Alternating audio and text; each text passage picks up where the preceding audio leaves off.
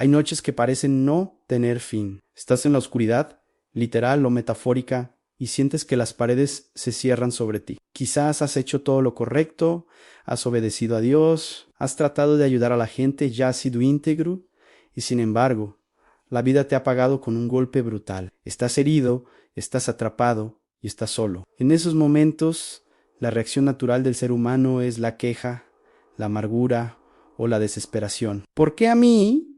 ¿Dónde está la justicia? Pero existe una reacción sobrenatural que tiene el poder no solo de cambiar tu atmósfera interna, sino de sacudir los cimientos físicos de tu prisión. Es la capacidad de cantar cuando tienes razones para llorar. Es la decisión de adorar cuando estás sangrando. Si hoy sientes que estás en un calabozo de más adentro, si la injusticia de tu situación te está tentando a amargarte, o si tienes familiares que parecen imposibles de alcanzar para Dios, el episodio 259 es tu himno de esperanza. Bienvenidos al 777 veces en Jerusalén. Soy su anfitrión y hoy continuamos en la ciudad de Filipos. En el episodio anterior vimos a Pablo y Silas liberar a una muchacha esclava. El premio por esa buena obra fue una paliza y una celda de máxima seguridad. Pero hoy vamos a ver qué sucede cuando dos hombres llenos de Dios deciden que sus cadenas no van a silenciar su canción. Hoy presenciaremos un terremoto, un intento de suicidio detenido y la conversión de una familia entera. Para sentir la fuerza de este relato, debemos entrar en la celda con ellos. Estamos en Hechos las 4:22 de la tarde menos 24. La multitud se amotinó. Los magistrados romanos, sin juicio previo, les rasgaron la ropa y ordenaron azotarlos con varas. Después de haberles azotado mucho o fueron 2 golpes. Fue una tortura.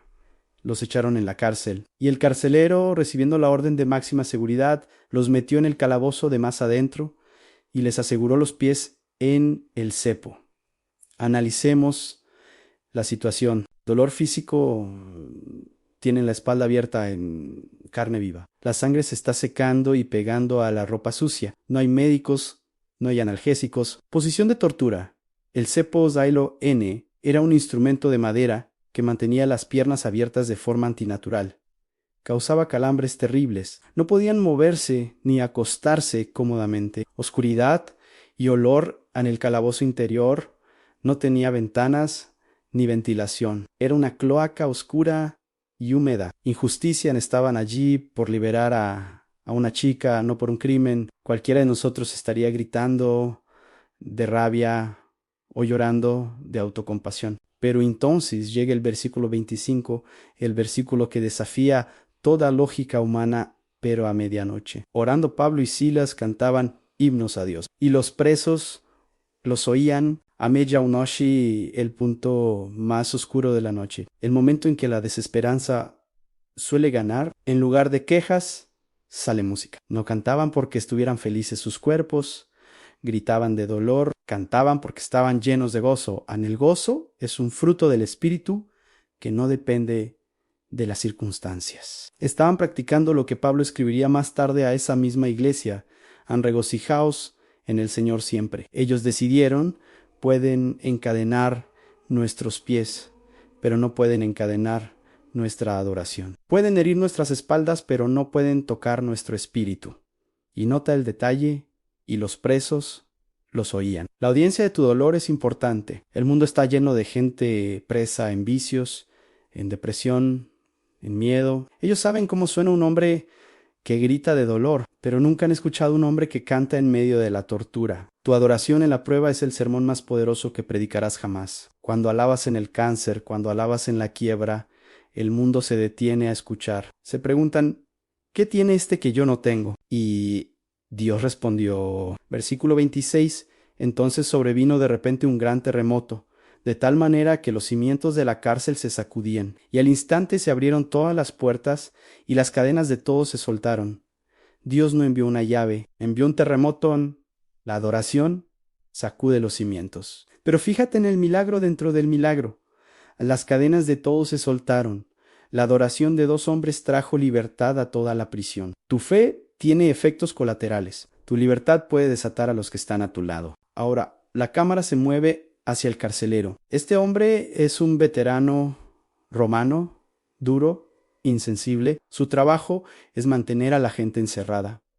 Se despierta por el terremoto, ve las puertas abiertas, su conclusión es lógica y militares se escaparon. Bajo la ley romana, si un guardia dejaba escapar a un prisionero, tenía que pagar con su propia vida, y a menudo de forma cruel. Así que el carcelero tomó una decisión pragmática, sacó la espada y se iba a matar, pensando que los presos habían huido. Prefiere el suicidio rápido y honorable a la ejecución pública y la vergüenza.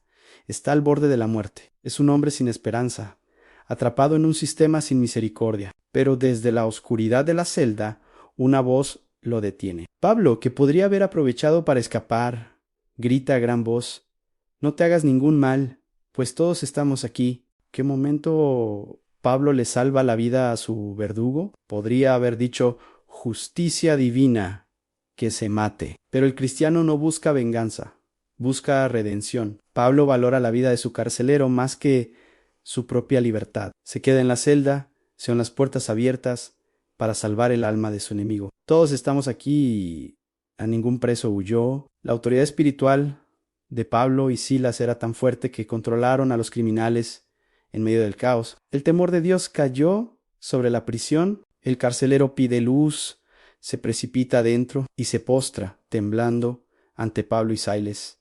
Los saca y les hace la pregunta más importante que un ser humano puede formular. Versículo 30, señores: ¿qué debo hacer para ser salvo? Este hombre rudo ha sido quebrado, no por el terremoto, sino por la gracia. El terremoto le dio miedo, pero el hecho de que Pablo no huyera y le salvara la vida le dio convicción de pecado. Vio un amor que no era de este mundo. Se dio cuenta de que él era el verdadero prisionero y ellos eran los libres. Su pregunta no es ¿cómo evito a Roma? Es ¿cómo salvo mi alma? Y la respuesta de Pablo y Silas es el resumen del Evangelio en una frase, versículo 31, «Han cree en el Señor Jesucristo y serás salvo tú y tu casa». Analicemos la sencillez radical de esto. No la dijeron: «Haz 10 obras buenas». No la dijeron: «Únete a nuestra religión». No la dijeron: «Límpiate primero». Le dijeron: «An cripis tuso ena, confía, an ríndete, pon tu peso sobre Jesús, en el Señor Jesucristo. Reconócelo como dueño, Kyrios y Salvador». Y la promesa se extienden tú y tu casa. Esto no significa que la fe del carcelero salva automáticamente a su familia sin que ellos crean. Significa que si el líder de la casa abre la puerta, la salvación entra para todos. Su conversión traerá la palabra a su hogar, y la promesa está disponible para ellos también. Lo que sigue es una escena de transformación total, versículos 32 menos 34. La palabra han, y le hablaron la palabra del Señor a él y a todos los que estaban en su casa. La fe viene por el oír. El arrepentimiento lavado han, y él, tomándolos en aquella misma hora de la noche, les lavó las heridas. ¡Qué imagen! El hombre que horas antes los había encadenado y quizás golpeado, ahora, con esas mismas manos, limpia suavemente la sangre de sus espaldas. El Evangelio te cambia de heridor a sanador. El arrepentimiento verdadero siempre busca reparar el daño. El bautismo, y enseguida se bautizó él con todos los suyos. No esperaron semanas. Fue inmediato, anei, a medianoche. Una vez que crees, te identificas. La comunión, y llevándolos a su casa les puso la mesa. El carcelero les sirve comida. La prisión se convierte en un banquete, y se regocijó con toda su casa de haber creído a Dios. Amado oyente, esta historia es para ti. Quizás te identificas con Pablo y Silas. Estás herido. Estás en la oscuridad. Sientes que es injusto. Dios te decía: no dejes de cantar. Tu canción es la llave y no huyas de tu proceso. Hay alguien, un carcelero, que te está observando y que necesita ver tu reacción para ser salvo. Tu dolor tiene un propósito evangelístico. O quizás te identificas con el carcelero, te sientes atrapado en un sistema que te exige perfección, sientes que has cometido errores fatales. Quizás has pensado en hacerte daño o en tirar la toalla. Escucha la voz que te grita desde la oscuridad: no te hagas ningún mal. Tu vida vale mucho, Dios te ama. No importa lo que hayas hecho, no importa si has sido el verdugo, el duro, el lejano. La pregunta hoy es: ¿qué debo hacer? Y la respuesta sigue siendo la misma en CRI.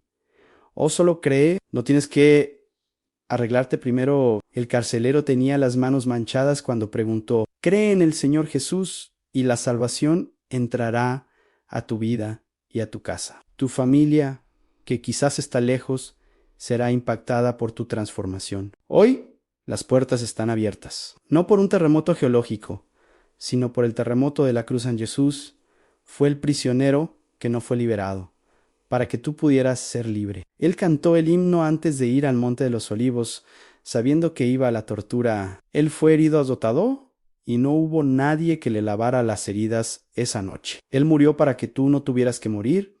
Recibe esa libertad hoy, y si estás en la noche, canta, porque el que canta en la oscuridad amanece en victoria. Gracias por acompañarnos en esta noche inolvidable en 777 veces en Jerusalén. Ahora que hemos visto el poder de Dios en Europa, vamos a regresar a un tema doctrinal. En nuestro próximo episodio, Pablo llega a Atenas, la cuna de la filosofía, y se enfrenta a los intelectuales en el Areópago. Veremos cómo presentar al Dios desconocido a una cultura escéptica. En el episodio 260, Pablo en Atenas, el Dios que no habita en templos y la resurrección de los muertos. Que el gozo del carcelero llene tu casa hoy. Hasta la próxima.